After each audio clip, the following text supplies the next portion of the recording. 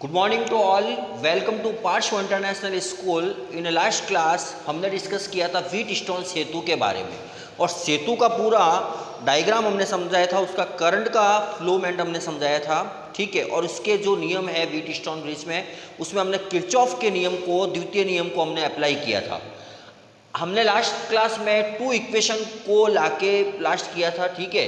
तो आज हम वहाँ से इसको कंटिन्यू कर रहे हैं। देखो इक्वेशन नंबर 1 क्या थी हमारे पास में, I1 P plus R plus I G into G is equal to I R. ये इक्वेशन हमने लास्ट डिराइव की थी किरचॉफ सेकेंड लॉ से।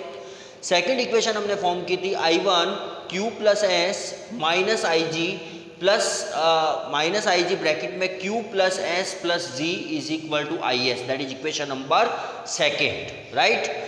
चूंकि आप लोग को क्या निकालनी थी, संतुलन की अवस्था। देखो ध्यान रखना बच्चों, व्हीटस्टोन ब्रिज की संतुलन की अवस्था क्या होती है, जब P अपॉन Q, 4 रेजिस्टेंसेज जो है P upon Q is equal to R upon S होता है, उस समय गैल्वेनोमीटर में जो विक्षेप आता है उसकी स्थिति क्या होती है, शून्य विक्षेप की स्थिति होनी चाहिए। बात समझ में आ रही है। इसका मतलब यहाँ पर हम क्या ले रहे हैं, I G is equal to zero. I G is equal to zero का मतलब क्या हो गया, धारामापी में, धारामापी का मतलब गैल्वेनोमीटर में शून्य विक्षेप, धारामापी में शून्य विक्षेप, that is I G is equal to zero. अब देखो इक्वेशन नंबर 1 और 2 में हम क्या पुट कर रहे हैं, आई जी की वैल्यू क्या कर रहे हैं, जीरो पुट कर रहे हैं। तो देखो ये आई जी वाला पार्ट है, आई जी इंटू जी, ये जीरो हो जाएगा। इस वाली सेकेंड इक्वेशन में I G Q plus S plus G, ये पूरा क्या हो जाएगा, जीरो हो जाएगा। तो यहाँ पर क्या हो जाएगा, I1 P plus R is equal to I R, that is equation number 3।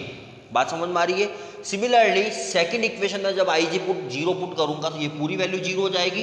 तो यहाँ पर क्या हो जाएगा, I1 Q plus S is equal to I S, equation number 4।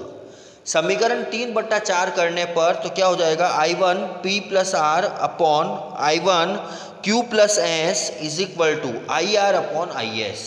I1 से I1 कैंसिल हो गया, I से I कैंसिल हो गया, तो आपके पास में वैल्यू क्या रह गई, P plus R upon Q plus S is equal to R upon S, ठीक है। यहाँ से हमने वज्र गुणा किया है, cross multiplication. Now S multiply करेंगे हम P plus R is equal to R multiply करेंगे Q प्लस एस। तो कितना हो गया, S को P से मल्टीप्लाई किया तो एस पी, S को R से किया तो S R is equal to R को Q से किया तो क्यू आर क्यू, और R को S से किया तो आर एस। बात समझ में आ रही है। तो एस पी एस आर और एस आर कैंसिल हो गया, S P is equal to R Q, तो इसको हम लिख सकते हैं P upon Q is equal to R upon S, ठीक है। ये जो अवस्था होती है, ये अवस्था जो है वो व्हीटस्टोन सेतु की संतुलन की अवस्था कहलाती है।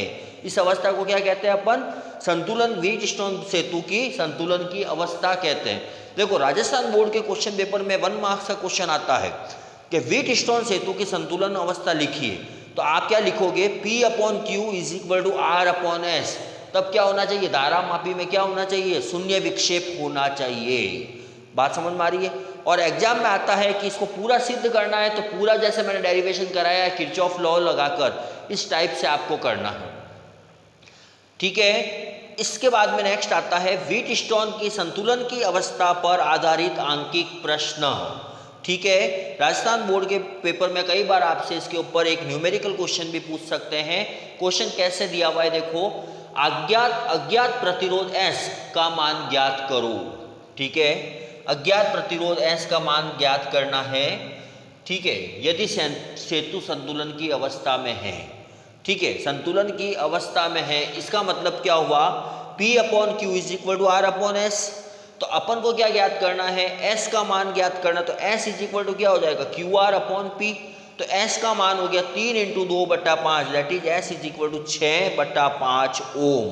चूंकि हमने व्हीटस्टोन ब्रिज के जब शुरुआत में हमने जब सॉल्व किया था, ब्रिज को हमने बताया था, इसका पर्पस बताया था कि जब 3 रेजिस्टेंस ज्ञात हो और एक रेजिस्टेंस अगर अज्ञात हो, 4 रेजिस्टेंस में से, ठीक है, तो अपन एक अज्ञात रेजिस्टेंस की वैल्यू फाइंड कर सकते हैं। तो इस प्रकार हमने यहाँ पर P आपको दिया हुआ था, Q आपको दिया हुआ था, R दिया हुआ है, S नहीं दिया हुआ है, तो S का हमने मान ज्ञात किया है संतुलन की अवस्था से।